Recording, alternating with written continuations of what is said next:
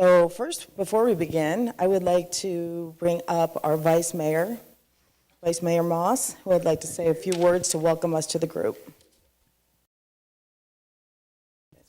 Good morning, everyone. For those of you who don't know me, my name's Barry Moss. I'm the Commissioner from District 5 and the Vice Mayor of Pompano Beach. And on behalf of the Mayor and the City Commission, I'd like to welcome you today to Pompano Beach, the most hip-hop happening place in all of Broward County. When the Mayor asked me to be here today, because he couldn't be, I decided, well, for this august group, I'd better come up with some pretty pithy comments. That's P-I-T-H-Y, not P-I-S-S-Y. So, not being a particularly pithy person, I decided I'm going to go to the internet and steal some ideas from somebody else. So I Googled comments on preparedness, comments on emergency management, and I came up with a few quotes that I thought I would share with you today because they seemed appropriate. First one was from Benjamin Franklin. By failing to prepare, you are preparing to fail. Also, an ounce of prevention is worth a pound of cure. Another one, prepare and prevent. Don't repair. Repair and repent. Third, it wasn't raining when Noah built the ark. Another one was on a t-shirt I saw that said, emergency management is precision guesswork based on unreliable data provided by those of questionable knowledge. And finally, my favorite is from Dr. Seuss. You're off to great places. Today is your day. Your mountain is waiting, so get on your way. Welcome to Pompano Beach. I hope you have a very productive morning and that you learn a great deal. Go conquer the mountain. Thank you. All right. That was very nice, very original. Vice Mayor Moss, I really appreciate that. And we appreciate the leadership that we have in this city, because it really helps us to do our job and what we need to do. Next, we have Assistant Fire Chief Chad Mercado, and he would like to say a few words also. Good morning, everyone. So as we enter into the hurricane season, a couple important messages. One, as you heard the Vice Mayor mention, we really need everyone to be prepared. My family has a plan. So the importance of preparedness, if you don't realize, when a hurricane comes and it's on us, once the wind speed reaches 50 miles an hour sustained, countywide, not just Pompano, but countywide, the emergency apparatus stop because it's not safe for them to be on the road.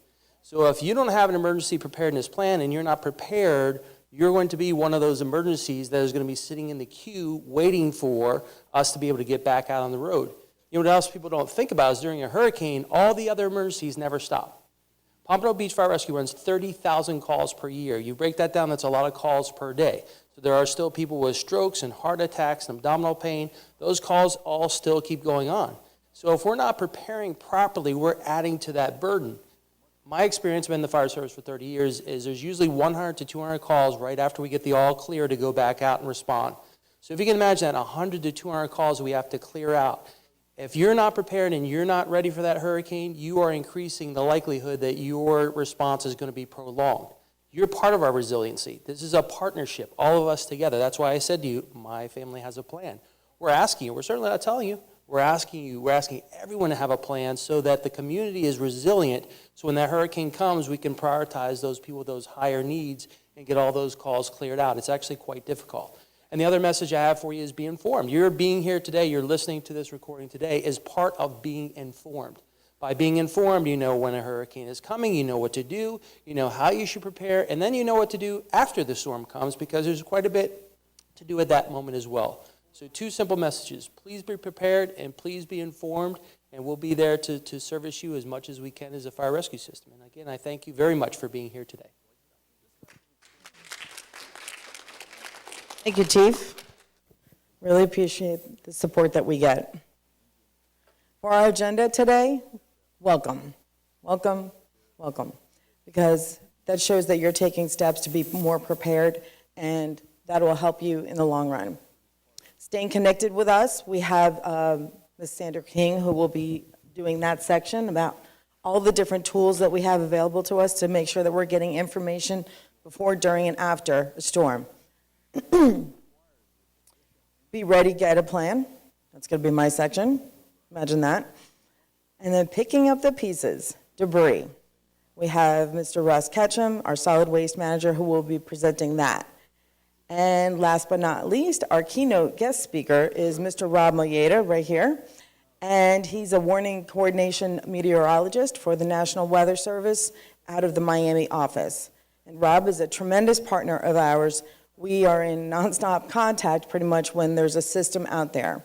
You know, even if it's more than 5 days out, we sometimes start conference calls on the weekends, and he leads the group of the team down there to make that happen. And so we are very grateful.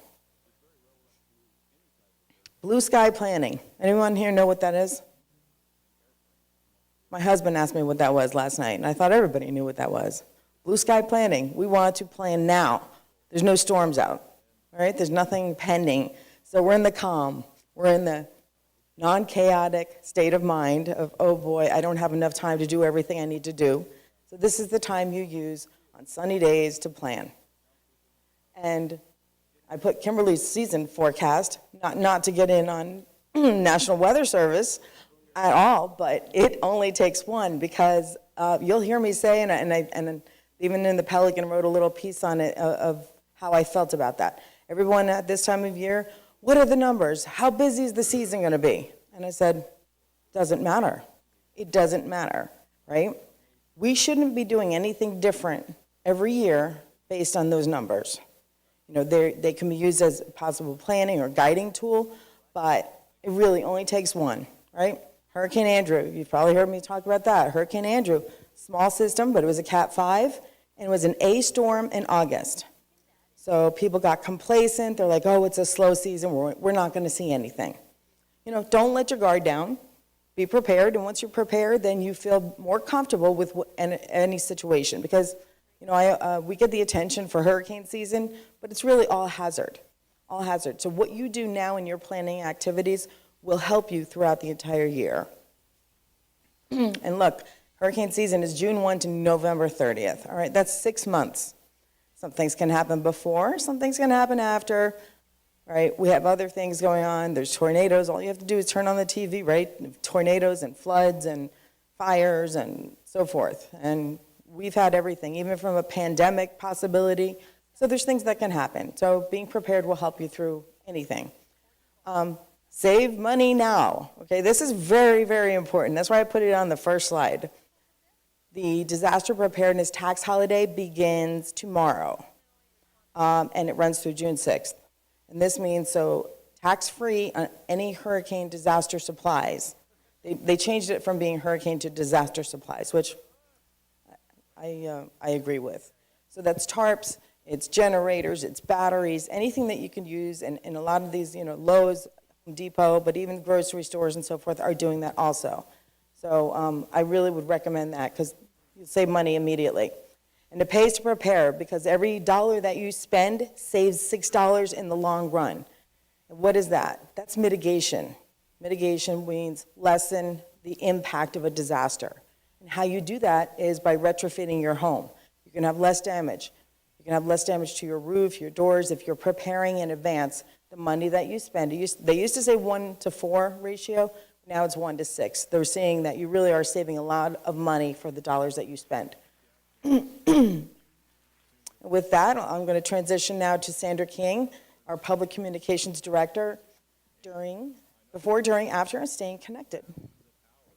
Thank you, Kimberly. Good morning. Communications is a tricky business these days. There's a lot more to it than there used to be.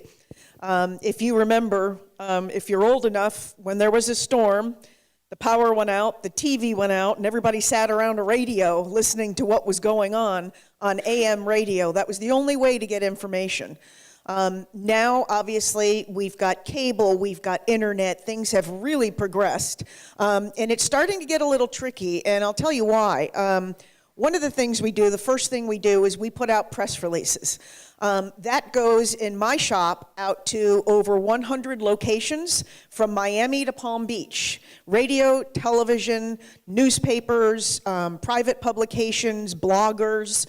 That is the immediate statement from the city that's factual information with the official word of what's going on in the city, where are sandbags, what is open, what is closed.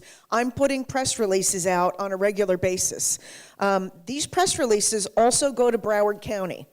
Broward County has an EOC, obviously, and they operate out of a war room, and they put on press conferences. Media, as well as representatives from all over Broward County, all hunker down in that Broward County EOC. And so as things progress in different cities, the media might not be able to get to these cities that a hurricane just caused a tornado to touch down, flooding. They'll conduct press releases and press conferences right out of that EOC. So what I do is something happens in Pompano Beach, everything that I put out goes straight to Broward County. So if all else fails, they'll announce my press release when they have their press conference. The city's website.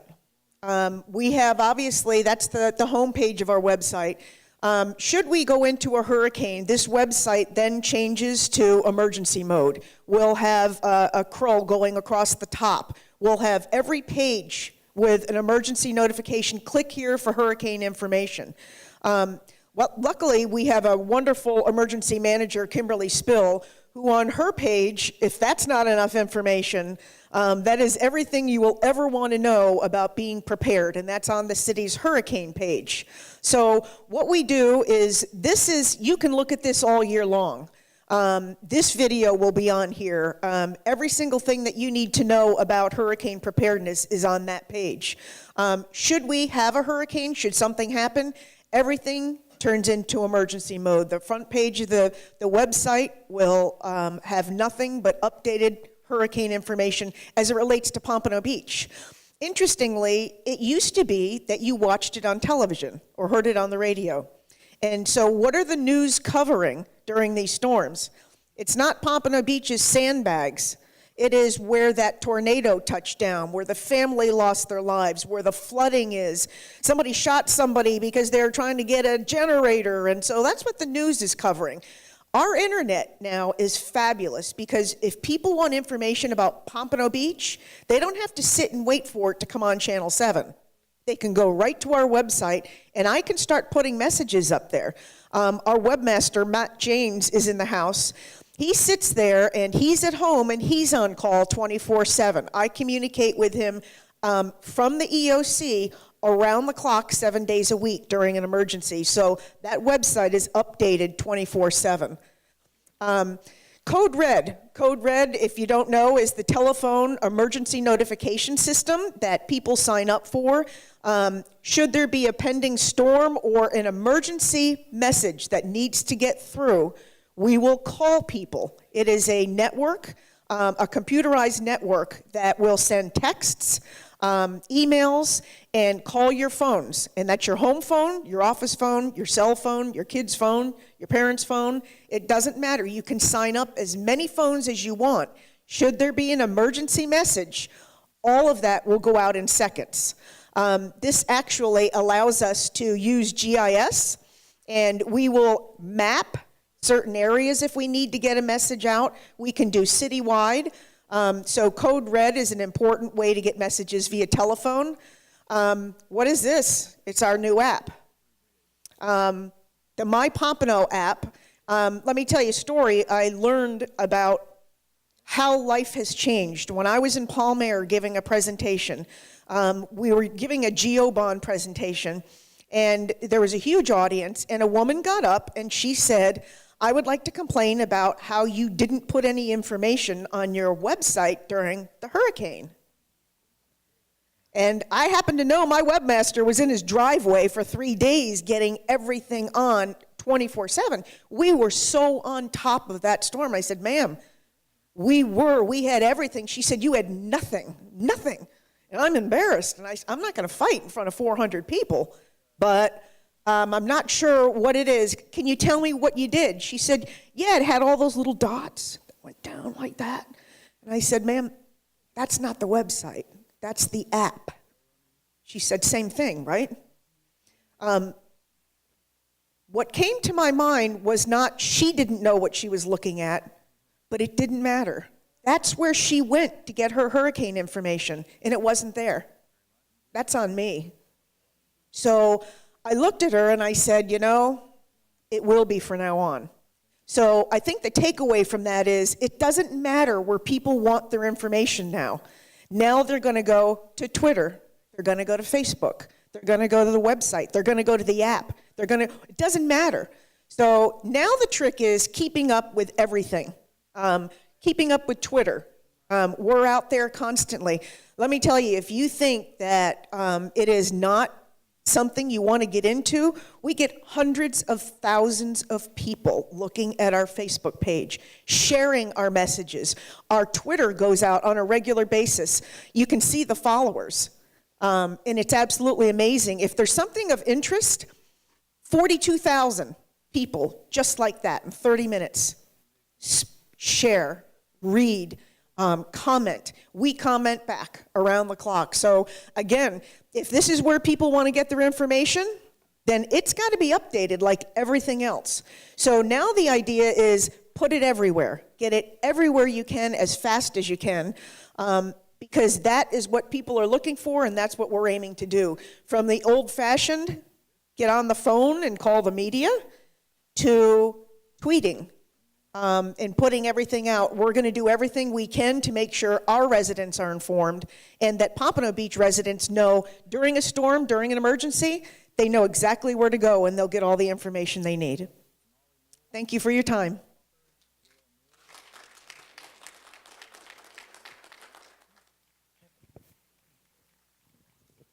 Thank you, Sandra. Very valuable information. Many ways to get information, and it's always changing. It's always moving, so we're always going to get better and better. Get a plan, right? It sounds easy. We now have checklists, and we have them actually in the lobby if anyone needs them, actual forms. There's an easy, simple, 10-step process that you can go through to be more prepared. Obviously, evacuation on the top of your list. Would you need to evacuate? I mean, outside of storms, there might be reasons that you need to evacuate. We had a high-rise fire on the beach, and people were displaced for a while. What kind of items did they have? They didn't have much, the people who were at the pool that couldn't go back in. But trying to take some of these steps that you can, meeting places, communicating with your family, those kind of steps will really be key in making sure that you're fully prepared. Because in the city, we mandate for our emergency operations center that everyone come in there 3 days at least. And 3 days of supplies, food, and whatever they need. So we're asking for the public to also do the same thing. And now a lot of the recommendations say 5 days. So I would take heed to that because that'll help you after a storm. And if stores are damaged or closed, or you can't get money because the ATMs are down, that kind of a thing. Having some of these things in mind ahead of time will just going to make your life a lot easier after. As we talked about, very first thing on there, do you need to stay or you need to go?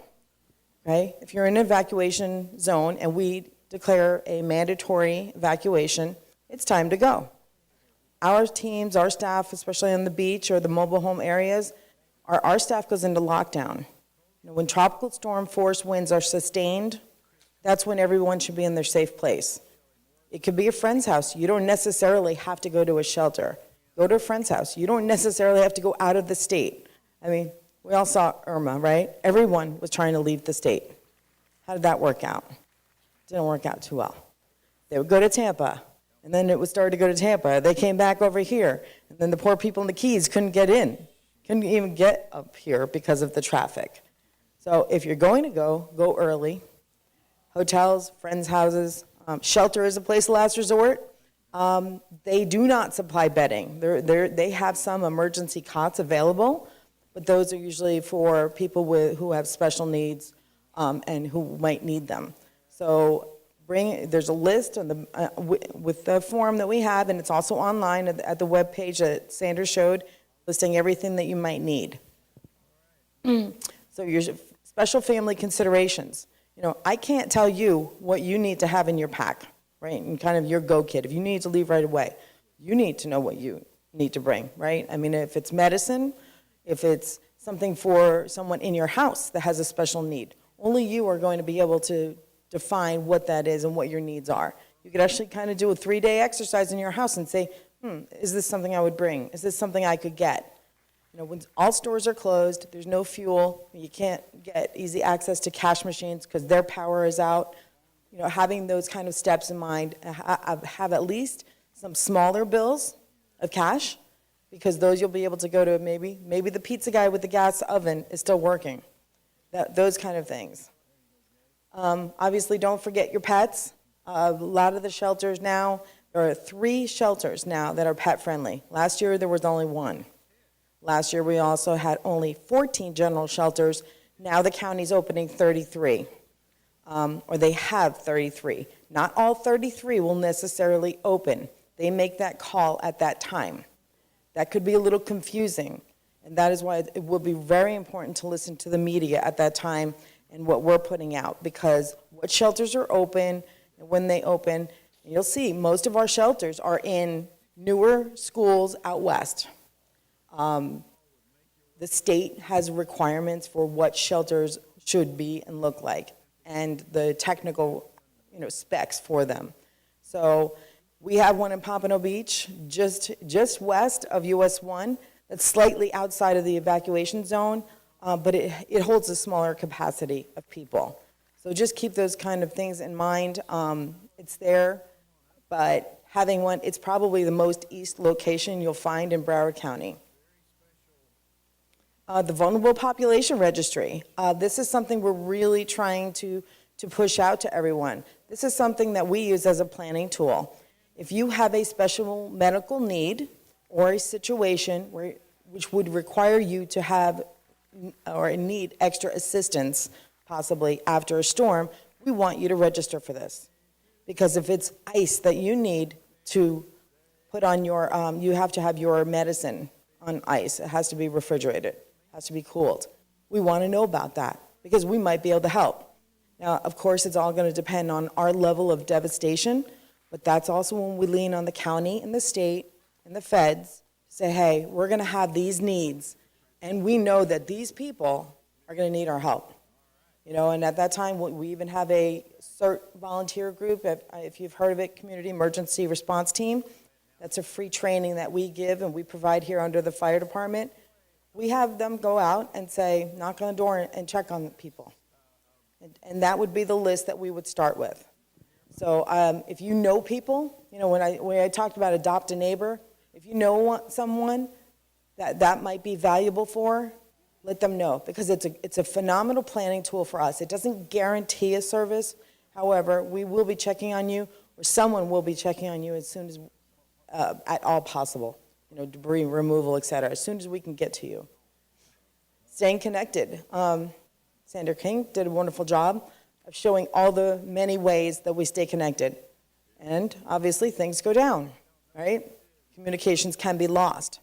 However, even with the Code Red system, we call you, we text you, we email you, so we try to reach any method possible that might still be working. We hear that text messages go through easier.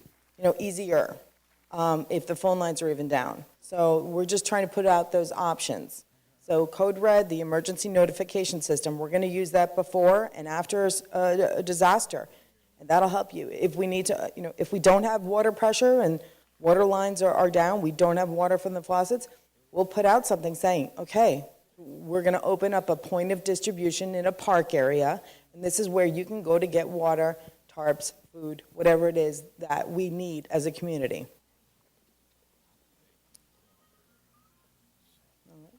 And staying, again, with a CERT program, please sign up. It's an 8-week program. It's free. We give you a go bag of emergency supplies. Who here has taken the CERT class? Alan has? Anybody else? Want to? All right. Yes? So I actually started as a CERT volunteer in 2001 in the summer. It was right before 9/11, and then things changed. The world changed forever.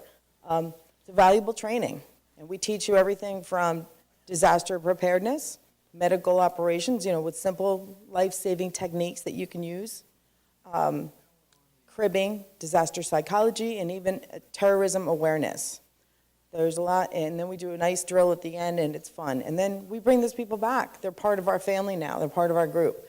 So I highly recommend that, and there's no cost for it.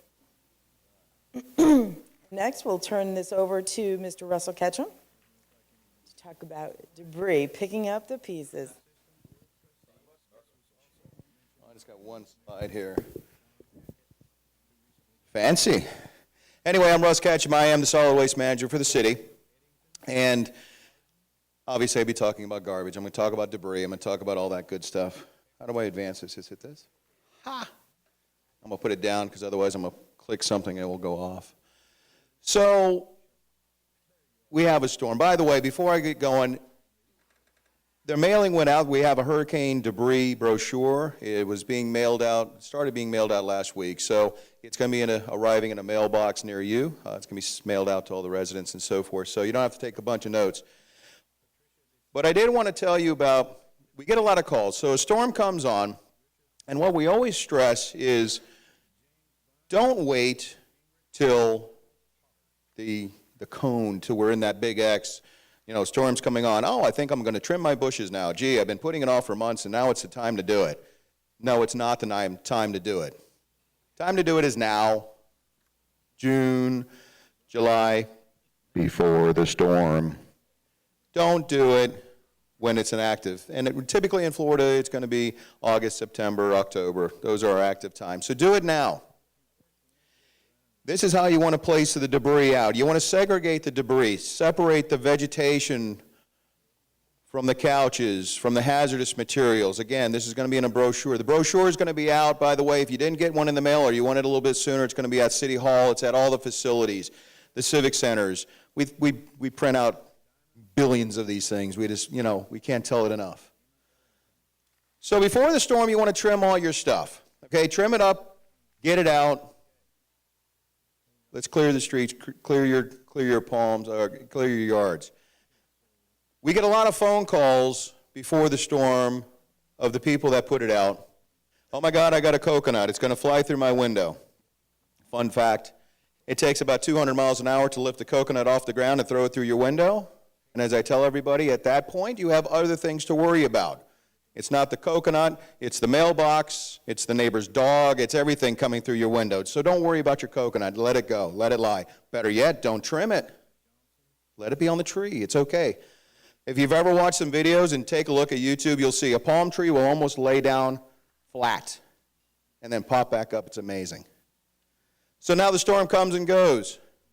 First thing everybody wants to do, let's get in our cars, let's go run out. No, please don't do that. Why? Because what we have to do is we have to clear the streets because, as mentioned, fire has hundreds of calls that came in. Police need to clear. We have a plan. We have routes. And we need to push, and we need to get these equipment out and cut trees and clear it. We call it the push, which basically means at times we're just going to cut the tree and open up maybe one lane. Now, if I got a bunch of people wanting to take a look at stuff and the tree's in the way, oh man, there's a tree in the blocking the road, I got to turn around. And it turns into a traffic jam, and it's a bad thing. So please stay in the house. Number two reason, probably the more important reason, is because there are down power lines. Power lines. What happens is, we work with FPL, obviously, through the EOC and all that, and we're clearing the grids. Grids down, clear, clear, clear, clear, clear. Even though it's been clear, even though you see activity going on, be careful of the power lines. Don't walk out and you're standing in a puddle and you're looking at a power line. Well, by that point, if it's live, it's too late. Because what happens is sometimes people have generators. Yoo-hoo, I got a generator. I didn't want to do the switch because that was an extra couple of bucks I didn't want to spend. So I'm just going to go ahead and plug it in and I'm backfeeding the line. So that clear power line an hour before just became live again. True story. Driver was driving, it wasn't this past, it was during Wilma. And it was one of these calls on the radio, oh man, a line's on my car. It's not a big deal, let me just clear it, but I just want to get the go-ahead. Don't. Let me get somebody out there. Sure enough, it was live. It had been cleared before. In fact, it was an area that we were working in for about a day already. But a generator somewhere had backfed that line and it was live. Had that person hit the ground, he would have grounded and it would have went pop. It's very unforgiving. So, debris comes, cut your debris, move it to the curb. Has to be on the curb. Has to be between the sidewalk and the road. Now, a lot of people get very anxious and they want to put it out right away, and that's fine. But don't stress about it, because we come back, and sometimes we come back again. So we'll sweep the areas to ensure that the debris has been removed. So now it's not an opportunity to say, oh, wow, let me get rid of all this junk that I've had in the back. It's not part of the storm. Don't do that. But don't panic if you need to, get it. Don't feel you have to get it out there the first day. It takes time. There's a priority sheet that we have to do. We have to cut the lines, clear the streets to make sure we have the arteries for the hospitals and the fire stations and all that stuff, the main. And then we start working up our plan back into the roads. So all this stuff is in the hurricane guide, like I mentioned. It is being mailed. It is available. Take a look at it. And again, we're in Florida, and like I tell everybody, in Florida it rains. If we were from Nevada, we'd be like, well, rain, that's weird, or LA, doesn't rain. Florida it rains. So if I say, hey, you may want to think about it's going to rain sometime, we'd all go, yeah, probably. Hurricane, it's going to happen sometime. When? I don't know. But it's going to happen. Maybe tomorrow, hopefully not. Maybe in 10 years. It's going to happen. So you want to be prepared. You want to make sure you have your plan in place. And again, by everybody working together, it becomes a very smooth operation, at least as smooth as possible. Anyway, so I appreciate it. And Kim, back to you. Thank you, Russ. Always a wealth of information. We have a good team here. We're very proud of the fact that every department has a role. Every department practices all year long, planning, training, and doing exercises for the event. So Russ, critical part of that team, helps get the money back, reimbursements. So that's really important to us to make sure our economy stays the same, our economic stability here in the city.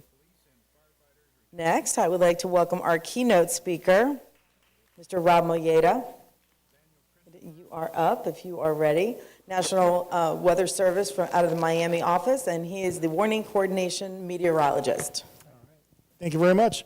So being informed is a huge part of preparedness. So if you're not, you can be prepared, but if you don't know what's going on, if you don't know what you're preparing for, then it's kind of a wasted effort. So that's really a big, the theme of my presentation. So we're going to start with this slide that shows the tracks of all the hurricanes that have basically gone over southeast Florida since 1865. So it's not meant to alarm or scare anyone. I think it goes right in line with pretty much what we've been saying so far this morning, is that we are in a hurricane-prone area. No, we're not going to get hit every year.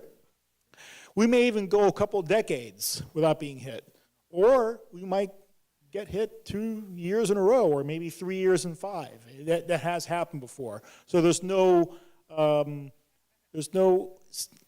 average. Yes, there's an average frequency, if you will, to how often we've been hit. If you divide the number of years since 1865, and then total number of storms 39. Okay, there's an average, right? But it's just an average. The reality is, hurricane impacts are still rare events, even in areas that are hurricane prone, and they don't happen regularly. So you can't schedule it ahead of time, unfortunately.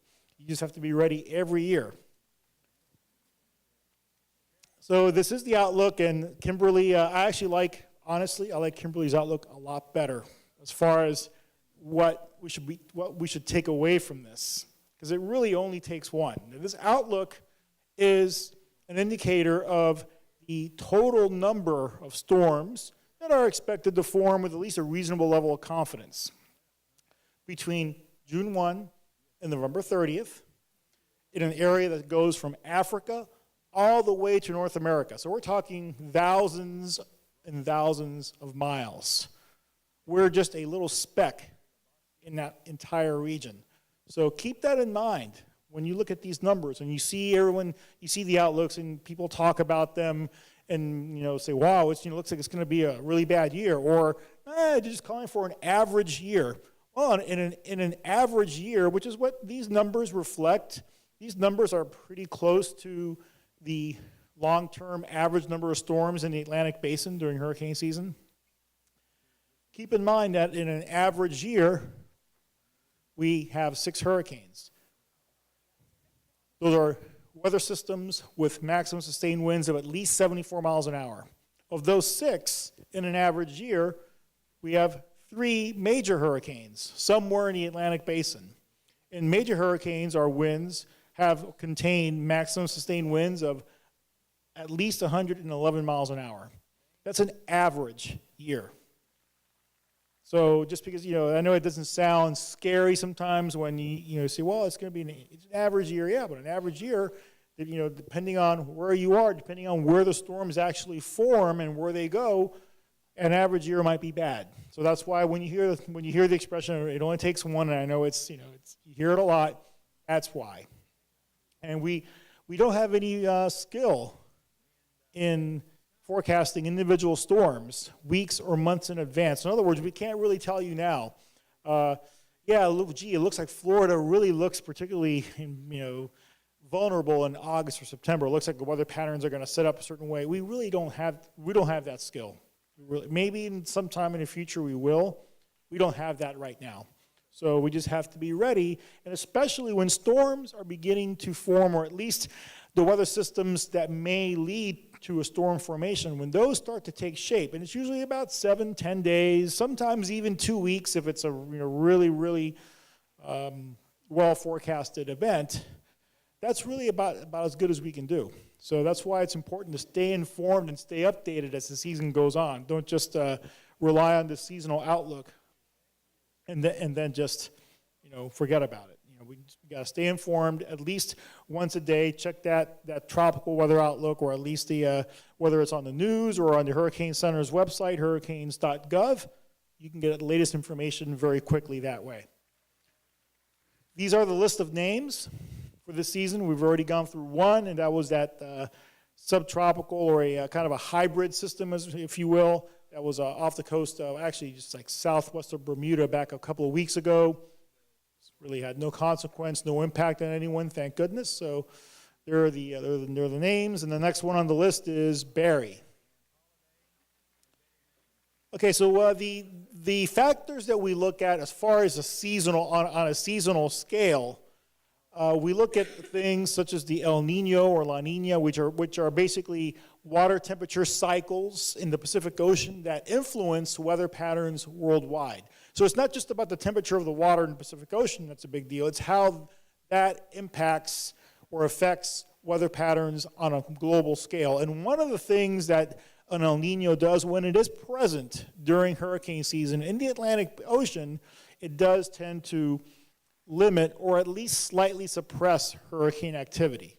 And I emphasize the word slightly. It doesn't eliminate them. It's not like an eraser that just wipes everything out.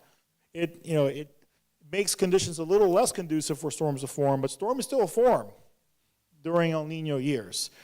And the fact that it's a rather weak one, it's not a very pronounced one, means that its typical effects might be muted, or might be countered by some of those other things that I have listed here, such as, for example, the likelihood that the water temperatures in the Atlantic Ocean are probably going to be slightly warmer than normal, which means additional fuel for storms to form, if and when the storms do form.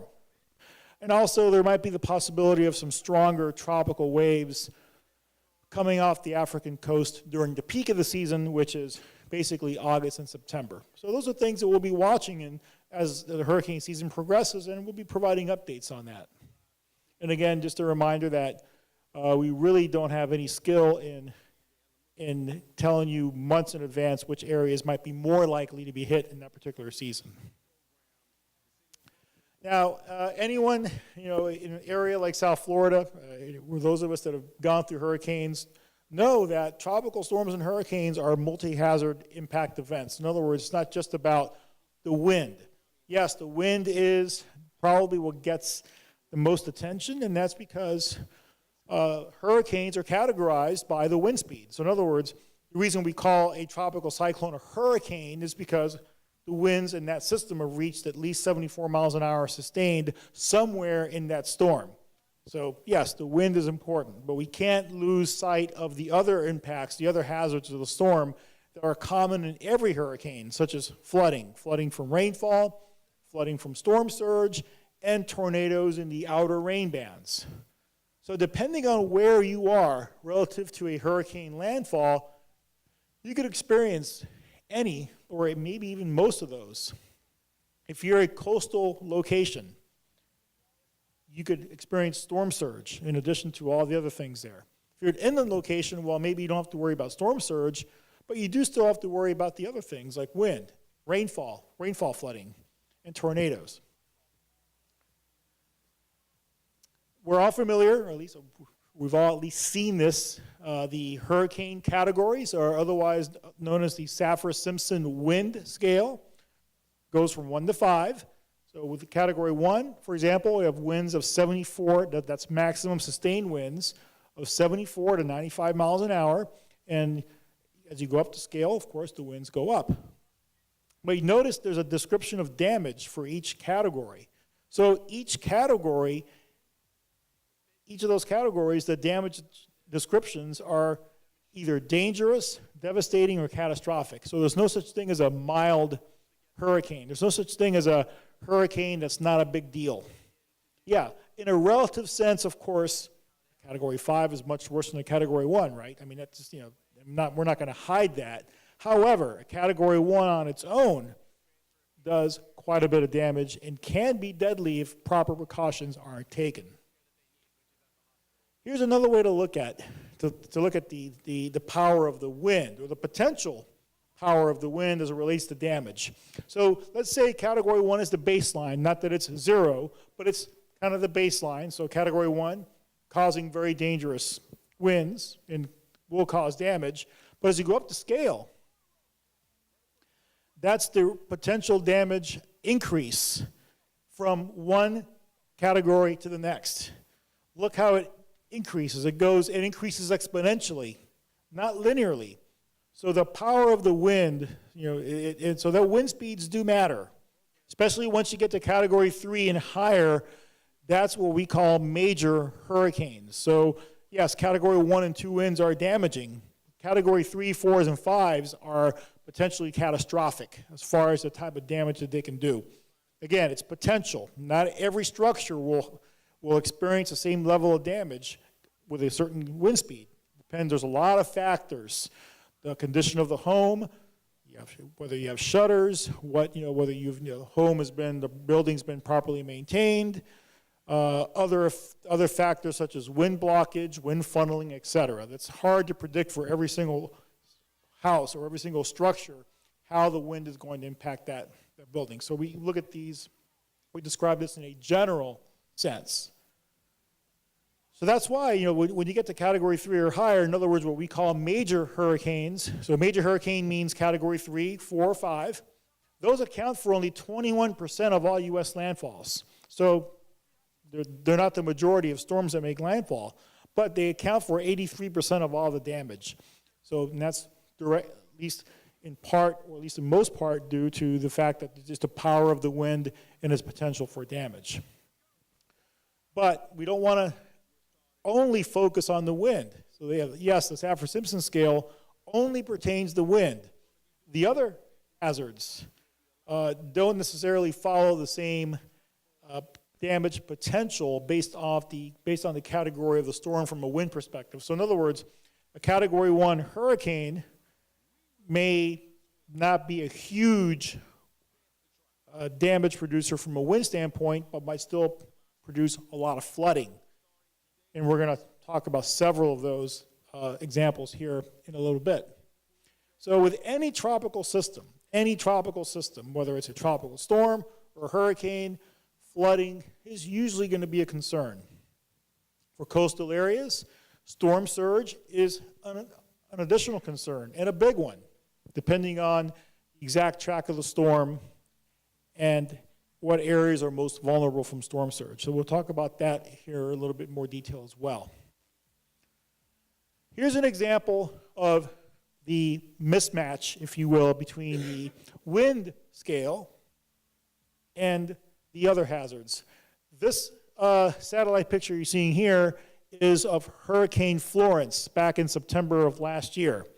Hurricane Florence was a Category 4 hurricane when it was off the coast of North Carolina, probably about 2 or 3 days away. It was a Category 4. As the hurricane approached the coast, the winds decreased to Category 1. So it made landfall as a Category 1 hurricane. However, the biggest concern all along, even several days before, was for the flooding, because the storm was expected to basically stall once it moved inland. And that's exactly what it did. So yes, the winds came down from a 4 to a 1, but the flooding potential didn't go down from, let's say, whatever it was to a lower level. The flooding potential remained very high, and the end result was areas of eastern North Carolina received over 30 inches of rain in a 3-4 day period.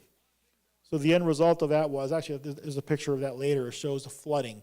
So if we look at all the hazards of the storm and assess the potential impact levels for a particular area, for Hurricane Florence, it would have looked, about a day out, about a day before landfall, it would have looked something like this, where you had, the wind potential was, maybe at about a moderate level, still significant, of course.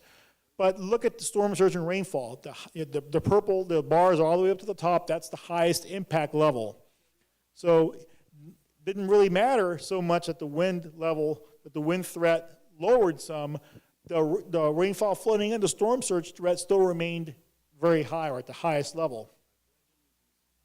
And this was one picture of many that illustrates the massive flooding that occurred in eastern North Carolina from that storm.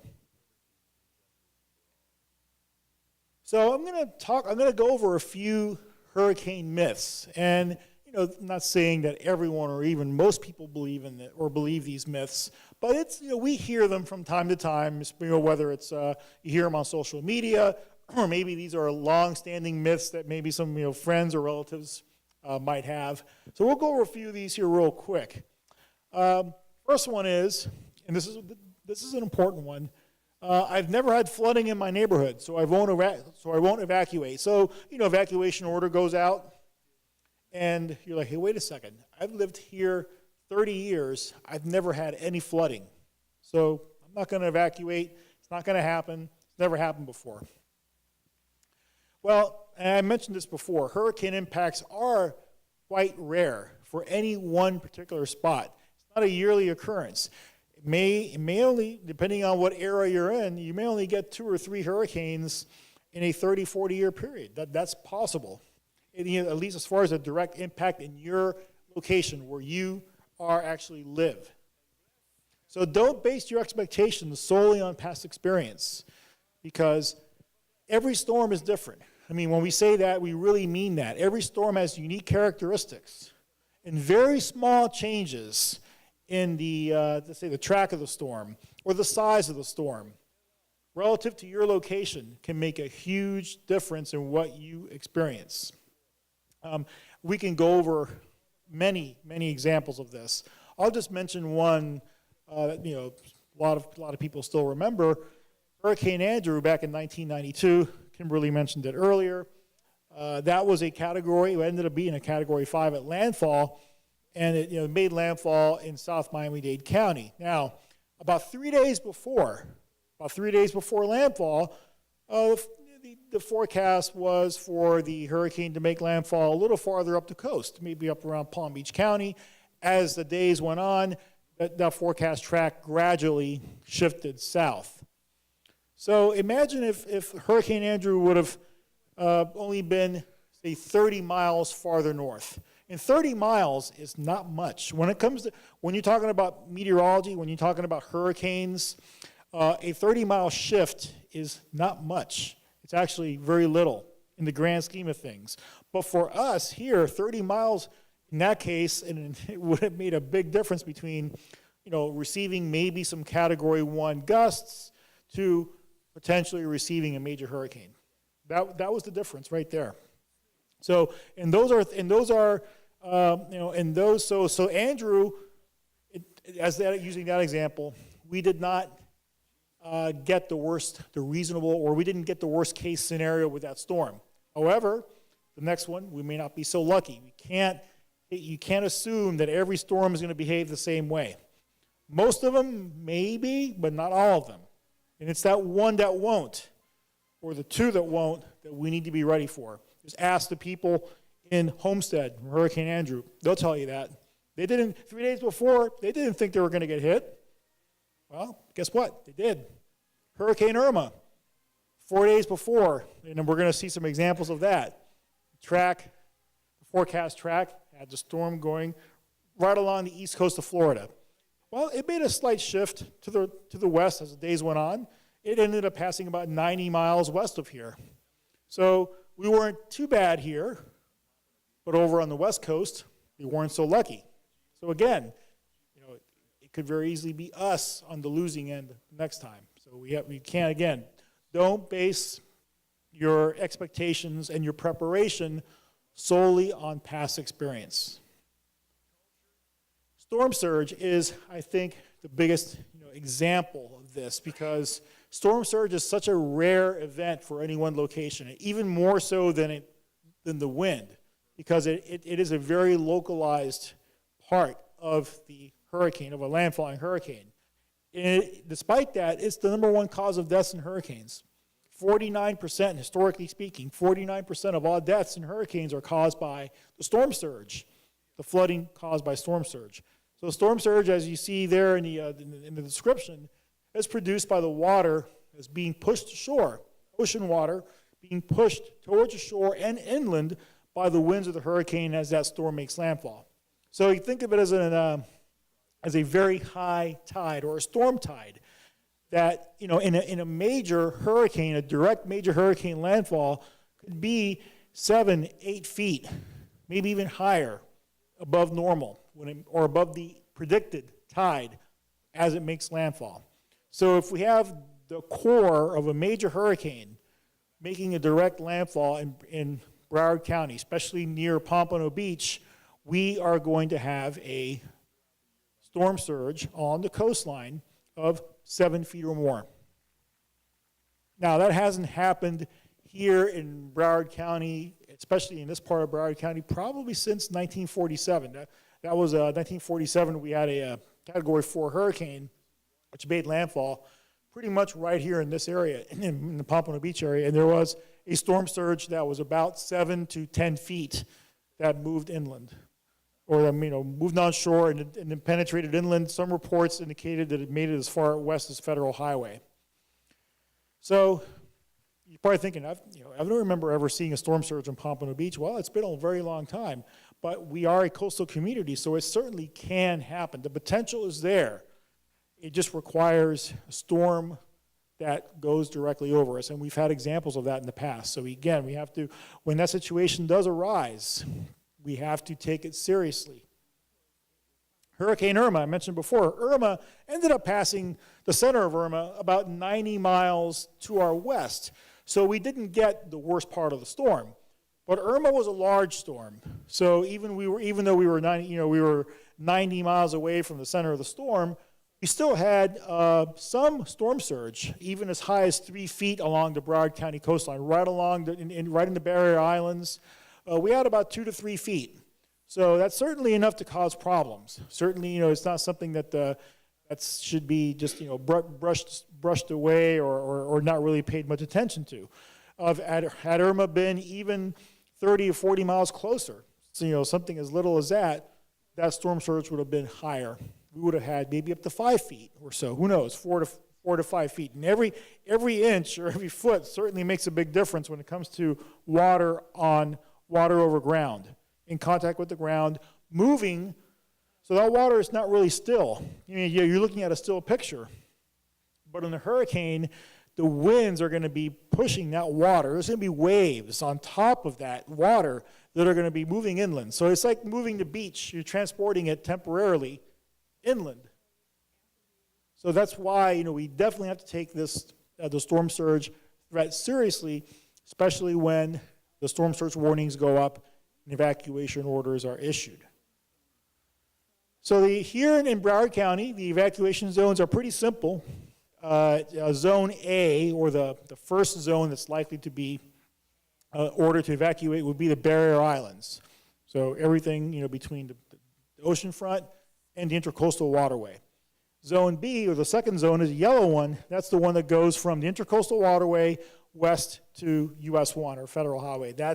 Those are the two zones here in Broward County.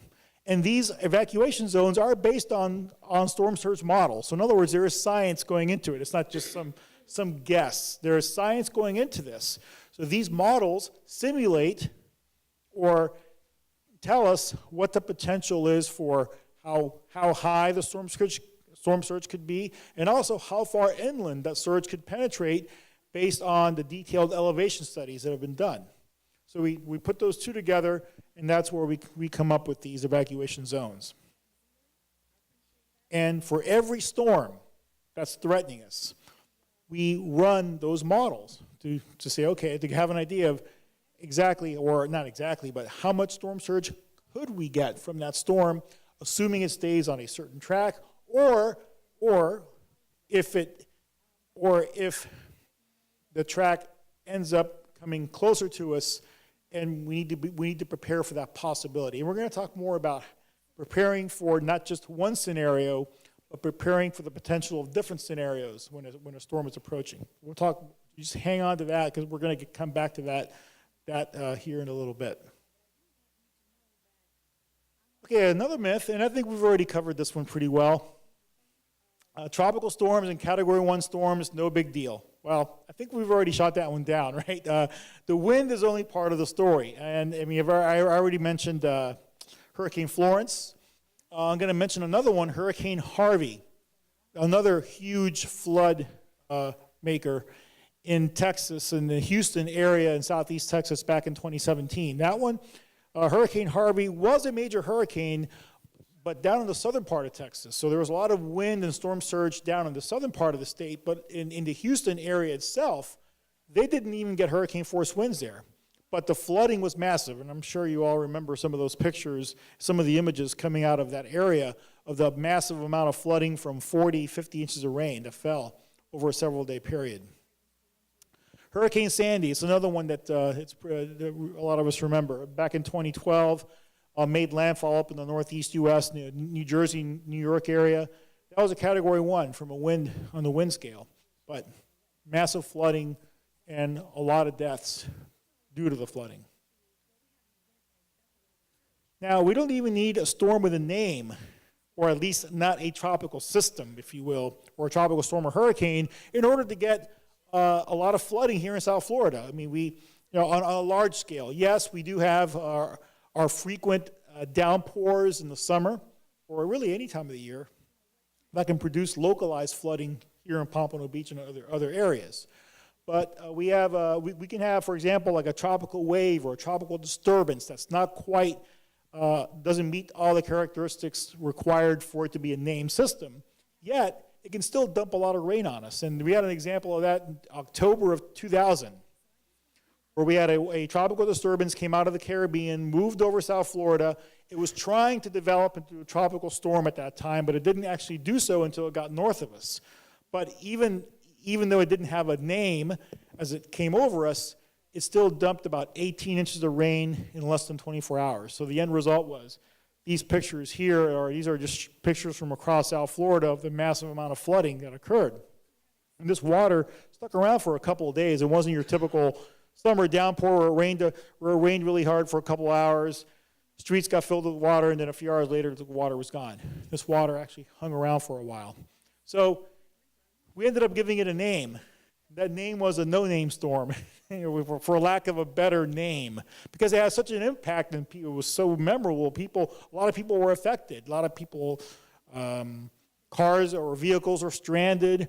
water got into homes in certain neighborhoods. So, it's a reminder that we don't have to have a named storm or even a high-end hurricane to experience impacts. So yes, it can be a big deal depending on the individual characteristics of that storm. So a messaging and communications challenge that we often face every year, it happens at least once, if not more times than that, is this term downgraded, referring to the wind part of the storm. If the winds, as they decrease, you hear the term, okay, it looks like hurricane so-and-so has been downgraded to a category 2. Well, technically, from a wind standpoint, yes, it went down from a 3 to a 2, for example.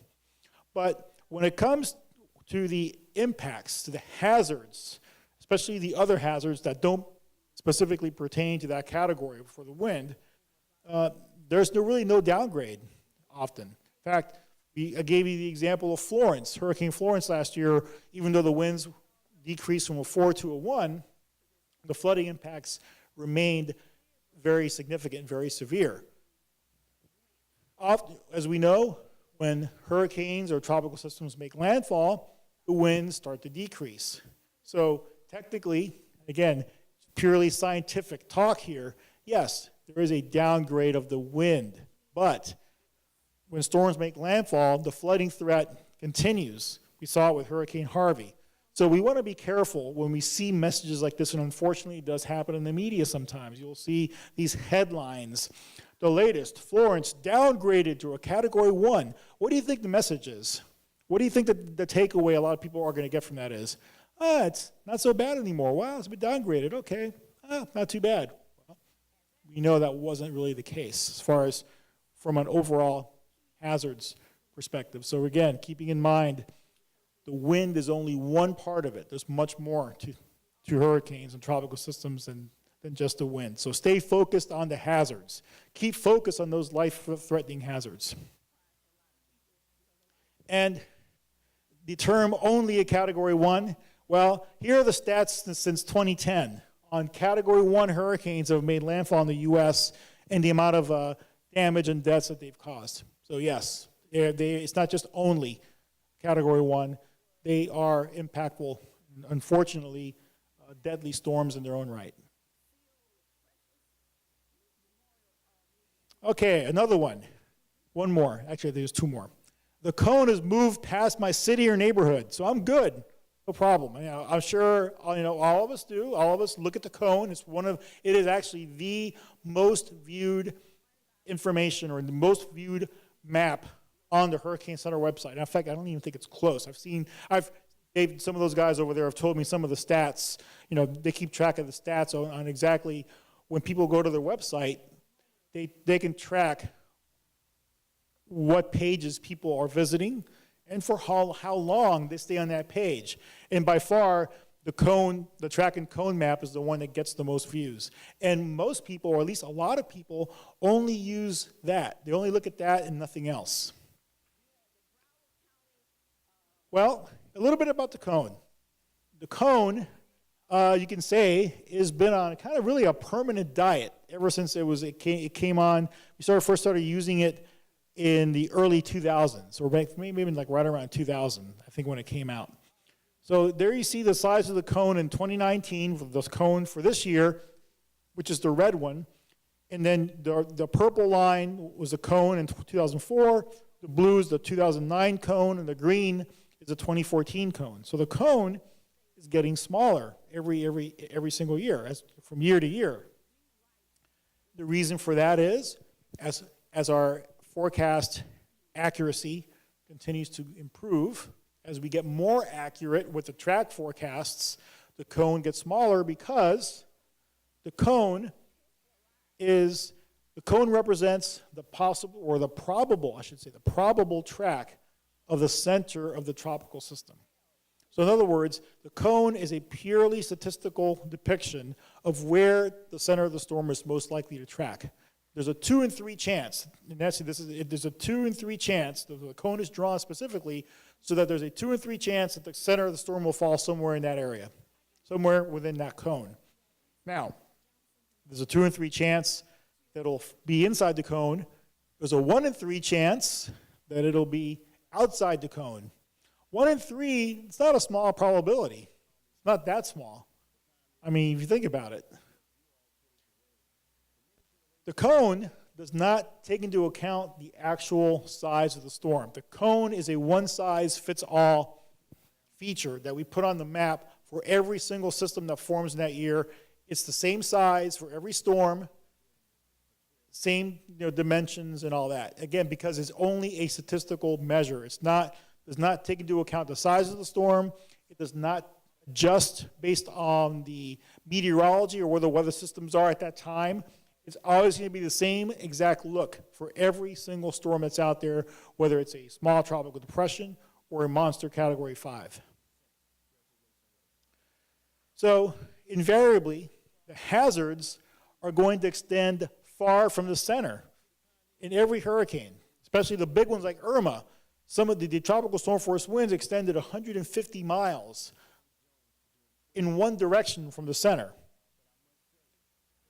The cone, once the cone got close to South Florida, or once the storm got close to South Florida, again, talking about Hurricane Irma, the cone maybe wasn't more than 100 miles wide, and maybe even less than that as it got really close. So if you look at that example up there, especially the map on the right, the extent of the tropical storm force winds in orange were well beyond the cone. So just because a cone may not be right over your area or covers your area doesn't mean that you're outside of the threat of the storm. So here's my, my tips, and I think these are shared by a lot of people too, as far as how to use the cone to your advantage. In other words, the proper use of this cone. And there is a lot of good, I don't want to throw it totally under the bus here. I just want to put it in perspective on how it really should be used. So when let's say we got a storm about maybe 5 days out, as you see there on the screen, and at that point, you see the tip of the cone on the outer edge is already moving over South Florida. So again, we're about 5 days away. So that's a good sign right there. That's a good guide or indicator that we need to make sure that our hurricane supplies are in order, because what that shows is that in a few days we could be under a significant threat from a storm. Again, not a guarantee. We're still 5 days out. A lot can change in 5 days. But it does mean that there's at least some potential that a storm could be threatening our area, again, within that 5-day time frame. So that's a good time to make sure that the plans that you already should have already had from the beginning of the season, go over it again. Revise your plan. Make sure that everything's updated. Make sure you got all your supplies, everything that you need, because things might be changing rapidly if this continues to progress. Okay, so now let's go, using the same example here, let's go now to 3 days out.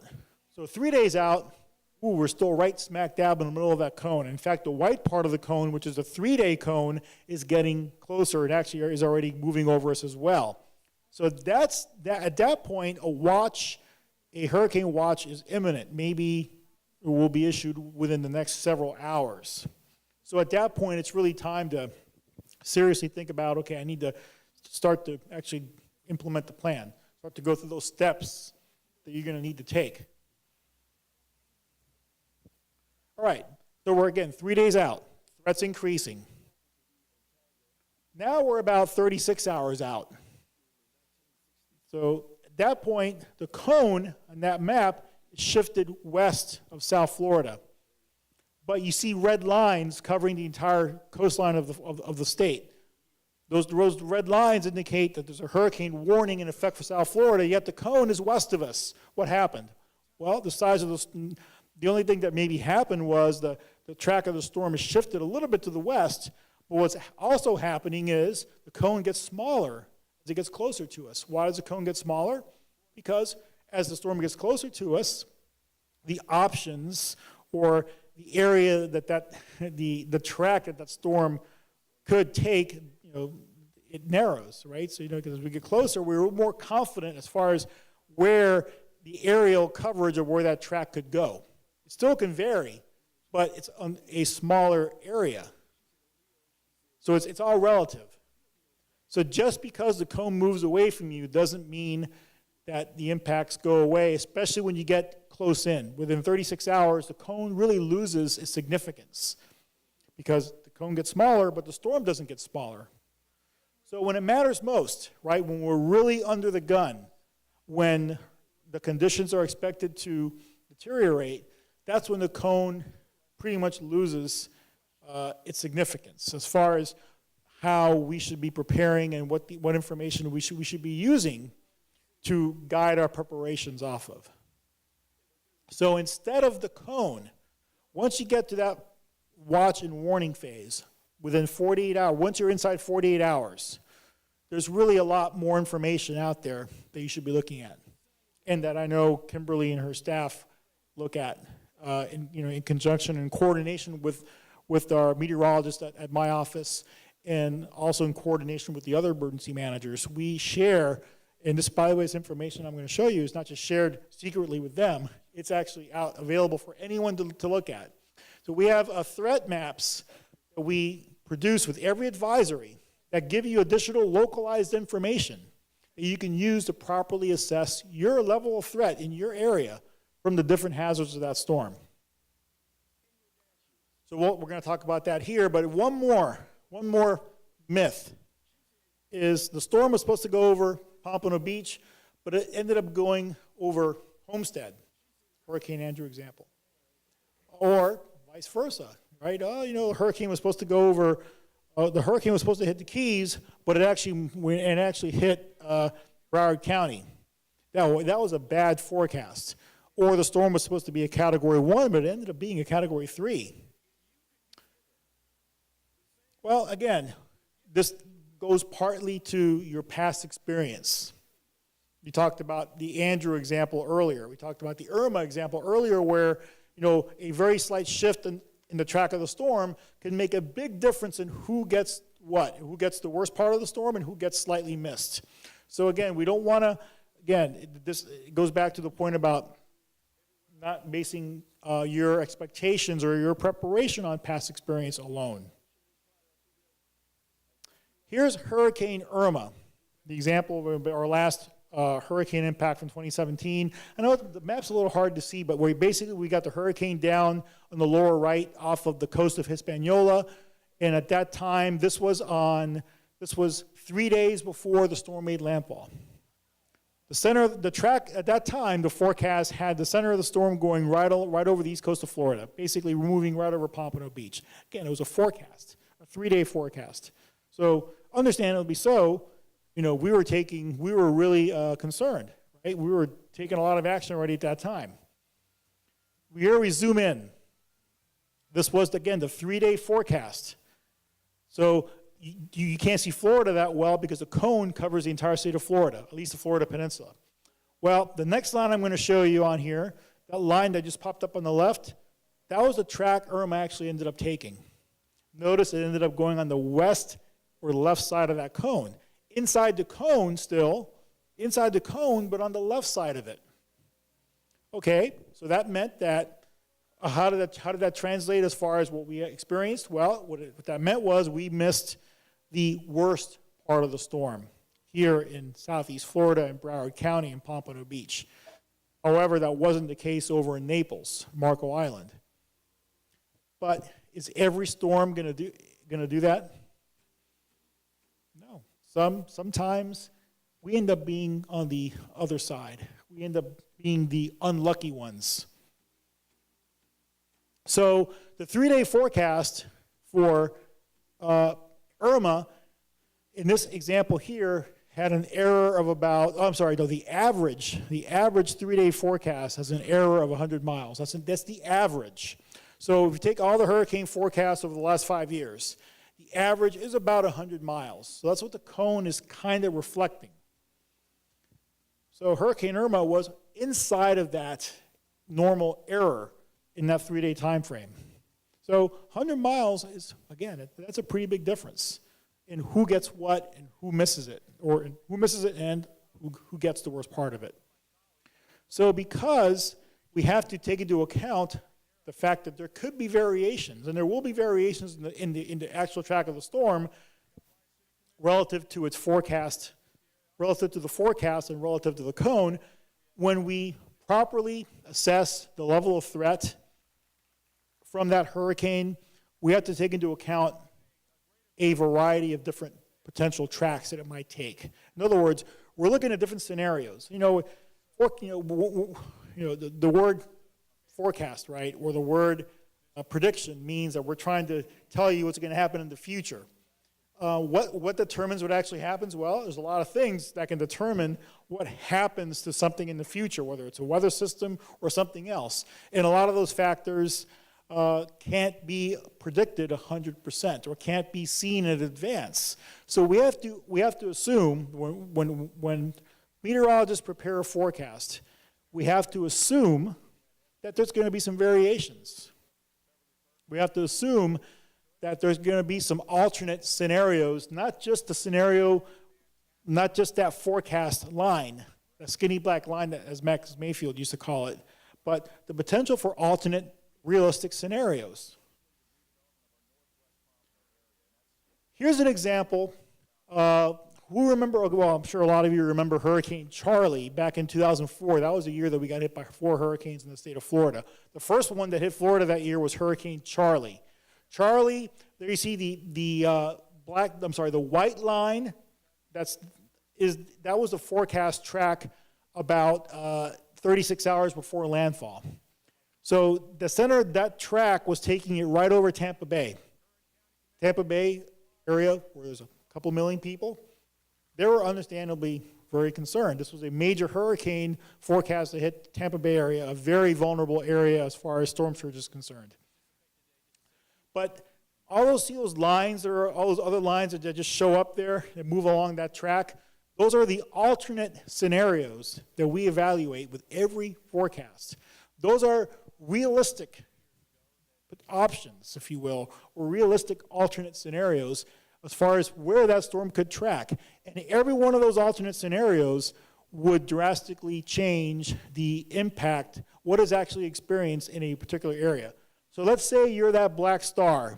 You're sitting in the area with that black star. That black star is not directly in the right, it's not in the direct track of the forecast. It's not directly on the forecast track. But you see some of those alternate scenarios take the center of the storm very close to, if not directly over that black star. Well, Hurricane Charlie, I didn't show it here, but Hurricane Charlie ended up taking that track, that alternate track, to the right. So it didn't go directly over that white line. It went a little bit to the right, right over where that black star is. So if we're putting out information, the meteorologists are telling you what we might experience, we can't base that off the skinny black line, or the skinny white line in this case here. We have to consider the fact that there will be some variations, and what we actually show and convey is a reasonable worst case scenario. That's what we need to prepare for. You know, you've heard the term, you hope for the best, prepare for the worst. This is exactly what this pertains to. We're not telling you to prepare for an absolute worst case scenario. We're actually telling you to prepare for a reasonable worst case scenario. In other words, a scenario that actually has, that there is a plausible chance that it could occur based on our history in observing storms, based on the science, understanding where the tracks, where there could be more variation from that forecast track. So that's how we properly and responsibly give out that information so that folks can use to plan and prepare, not just based on one scenario, but based on several or multitude of scenarios that could easily occur. So for safety purposes, we have to take that into account. So don't think that, well, you know, we're just crying wolf, you know, we're just you know, saying that it's going to be really bad, you know, just to cover ourselves because we really don't know. No, well, the fact is we don't know 100%. We acknowledge that, and that's where this comes in. We want to make sure that we're prepared for what could reasonably occur, and if it doesn't happen, well, then that's good for us, obviously. but I've already mentioned the examples of where it didn't happen, where the worst case did occur in some areas.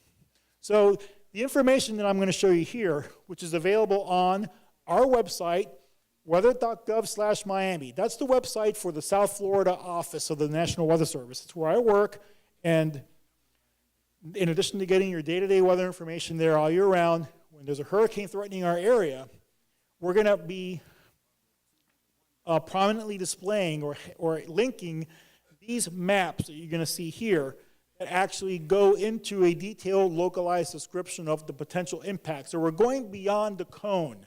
We're not just relying on the cone to set the message.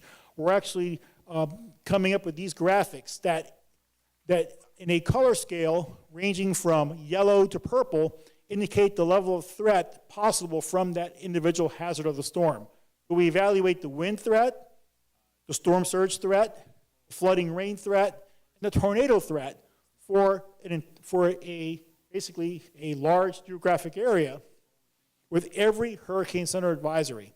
So we're taking each hurricane advisory every 6 hours and running those potential scenarios and coming up with this information that, again, points to what we should be preparing for based on a reasonable, a plausible worst-case scenario. So putting all four of them together, this was an example from Hurricane Irma, when the storm was already, or when the cone had already shifted west of us, but we were still under a high wind threat, a red level wind threat, a red level storm surge threat, and also from a rainfall threat as well. So this information is, again, goes to what we should be preparing for. It's not necessarily a forecast of what's most likely to happen. Odds are, for any given situation, it will be maybe a little bit less than this, but we're just playing the odds, right? Again, that reasonable worst-case scenario is what we need to be prepared for. So you go to weather.gov/Miami. We have a tropical weather link. It's always there on the bottom right side of the page, which you can check every single day of the year to see what's going on in the tropics. But when there is a system out there that's threatening us, these graphics, these maps that I've shown here, are going to be prominently linked to from the top of our page so you can easily access them and get the information you need from them. And they'll also be posted on our Facebook and Twitter pages too. So I'll show the information on that here in a couple of minutes. Now here is something that I really want to make sure that everyone understands because, again, when you don't go through hurricanes every year, it's easy to forget this. Not every storm will give us several days or a week's notice before affecting South Florida. Yes, storms like Hurricane Irma certainly did. Others in the past have as well. But a lot of others haven't given us that amount of time. They've only given us a very short amount of time. And here's a real sobering piece of data here. We've had 4 hurricanes that have made landfall in the United States, again, going back to 1900. Only 4 hurricanes have made landfall as a Category 5 in the United States. And there they are right there, including Michael, which occurred last year. Michael, Andrew, Camille, and the Labor Day 35 hurricane. All 4 of those were tropical storms only 72 hours before landfall. So they rapidly intensified. All 4 of those. Hurricane Andrew, 3 days before landfall, was a tropical storm. The Labor Day 35 hurricane that hit the Keys 3 days before was a tropical depression, wasn't even a storm yet. So we have to be mindful of the fact that systems can rapidly form and rapidly intensify before hitting us. Sometimes we're not going to get a week. We may only get 3 days or less. So that's why it's so important to stay updated and really, really keep track of the information. We certainly are, and the reason we do so is that we want to make sure people are really understanding what the threats are and what we need to be preparing for. So again, this is the example I showed you with all those lines. Hurricane Charlie, don't focus, again, any hurricane, don't focus on the skinny black line because there's always going to be some deviation from that. It could be a small deviation or it could be a large deviation or a larger one. Remember, the cone only indicates the area that has a 2 in 3 chance of the storm going over. the 1 in 3 chance that it could stray away from the cone. All right, so how do we find out? So I already showed you how we properly assess the threats as the storm is approaching us. How do we update that information and what information we're putting out there? Well, another critical piece of information is how to find out when conditions will start getting bad in my neighborhood. In other words, when those winds start reaching tropical storm force, and you heard Kimberly mention earlier that when winds reach tropical storm force, that's when our preparations need to end. Why? Well, tropical storm force winds, we're talking winds 40, 45, 50 miles an hour, are dangerous winds to be outside doing work under. You're climbing up a ladder, putting shutters up, for example, or you're removing, doing whatever you're doing outside, picking up furniture or doing whatever you need to be doing, or driving around making any last-minute purchases or whatever. That's the time when conditions can get really dangerous. So we want to make sure that everyone is already prepared and in place in your shelter, wherever you're going to spend the storm, before those winds arrive. So a critical piece of information that we provide is the timing of when those winds could arrive. And it's important when we talk about that to remember that a hurricane is, the time of a hurricane's landfall is just that. It's the time when the eye literally touches land. But a hurricane is a very large system that can cover a couple hundred miles. So the effects of the storm are going to be felt well before that eye makes landfall. So don't focus too much on that exact time of landfall, because that's just the time when the eye is already moving on shore. The effects of the storm are going to be occurring hours and hours before that landfall time. So don't focus too much on that when you see that in reports and in media stories or whatever else. So we have these arrival time graphics that we have on the Hurricane Center and in the weather.gov Miami website, that with every forecast, every advisory of the storm, every forecast, we're basically giving folks two maps or two arrival times. One of them is the earliest reasonable, and another one is the most likely. And we come up with those based on the forecast uncertainty. In other words, all those different tracks, all those different options that we talked about earlier, well, we take that into account not just for the hazards or the impacts of the storm in your area, but also to determine when could those dangerous tropical storm force winds arrive in your area, which translates to when you should have preparations complete by. So the earliest reasonable time is the time that you can safely assume you'll be free of tropical storm force winds. If you're done by that time, you should be in good shape. 9 times out of 10, if not more. And this is the time that we actually recommend for the general public for large-scale community preparedness. Because, again, when you're talking large, when you're talking about thousands and tens of thousands, hundreds of thousands of people that need to prepare, you want to make sure there's plenty of time for them to complete their preparations before the conditions start getting hazardous. So this earliest reasonable arrival time is best for a low tolerance of risk scenario. In other words, it could be a major hurricane, or it could be an area, a county-wide level of action, or even for a city like Pompano Beach. So in this example here, the time for South Florida was Saturday morning. So this is where we would translate this graphic saying the earliest reasonable arrival time of tropical storm force winds for South Florida is Saturday morning. It was about 8 a.m. Saturday, but we'll say Saturday morning to give it a little bit of a broader time frame. Now, the other arrival map is the most likely arrival time. Again, based on all those potential scenarios. This one is the one that has a 50% chance of occurring before or after the indicated time.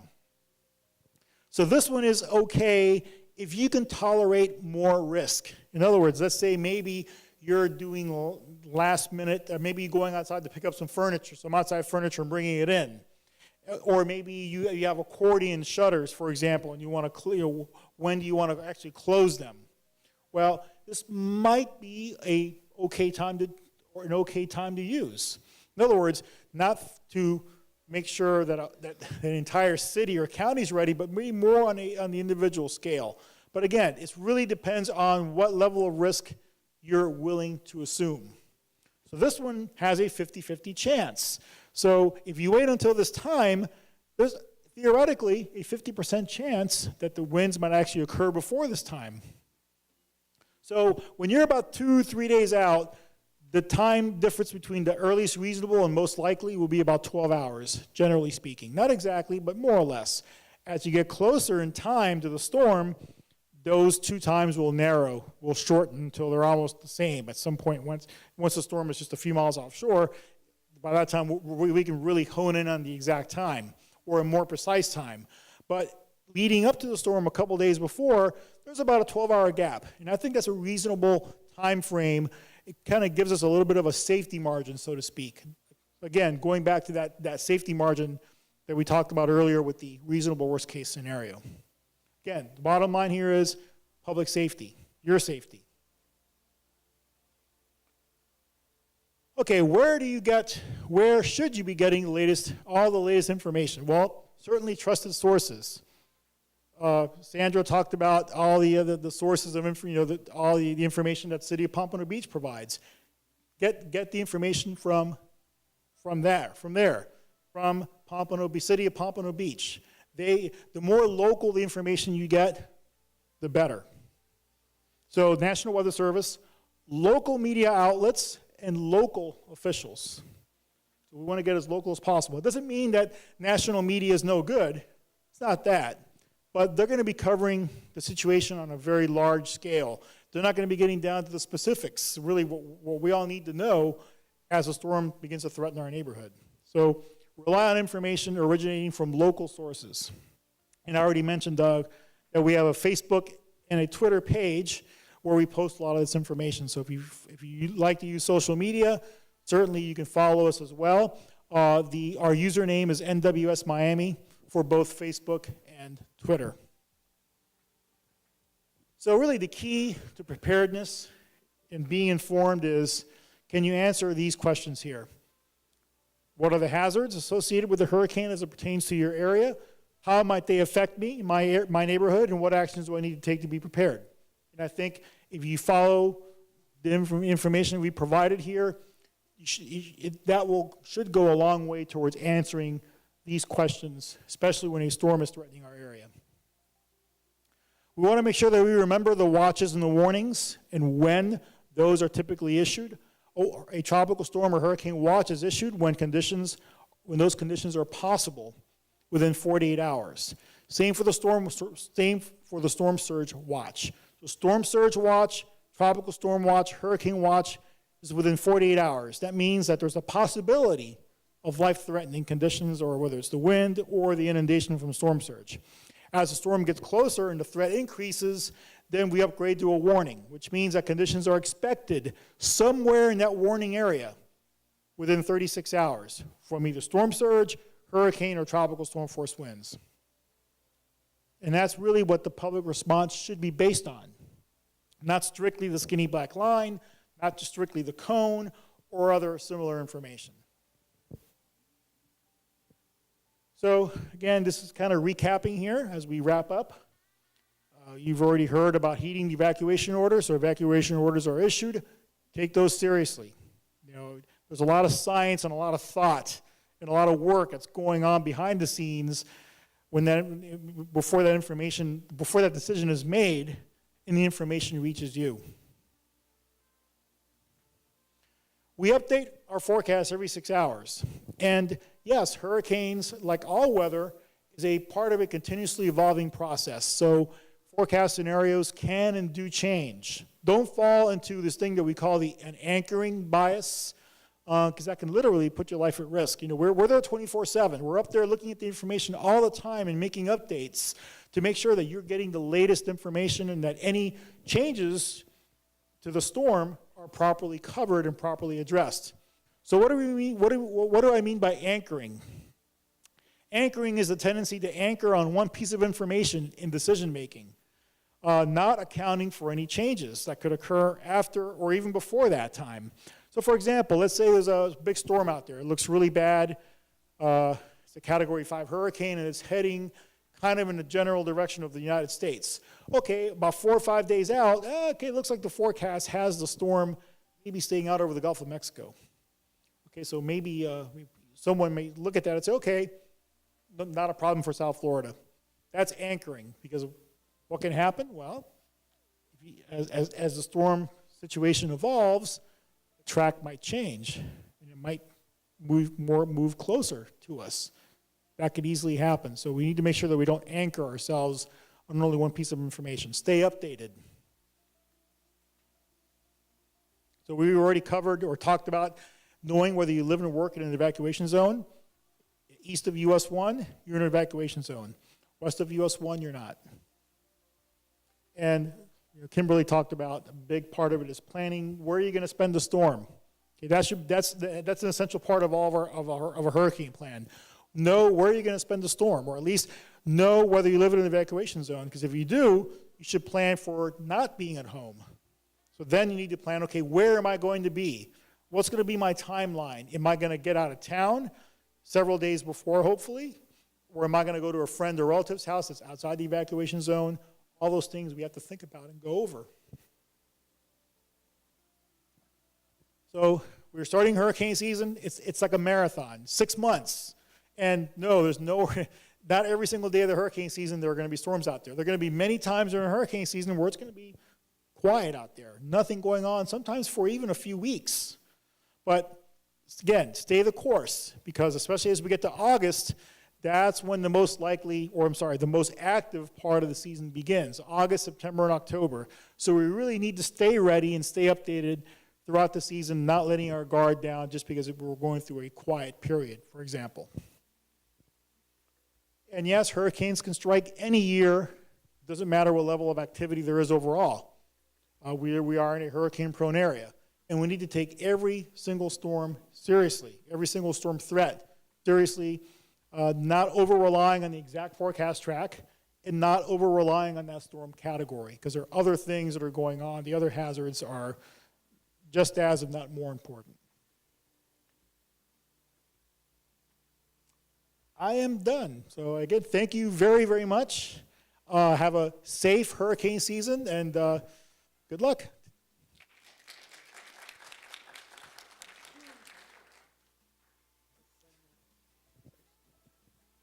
Thank you, Rob. That was great. A lot of information, and again, like we said, we'll have this on Channel 78 if you want to go back and reference the material or what to do. And we'll have it on YouTube too. So thank you all very much for being here and your time, and just stay safe.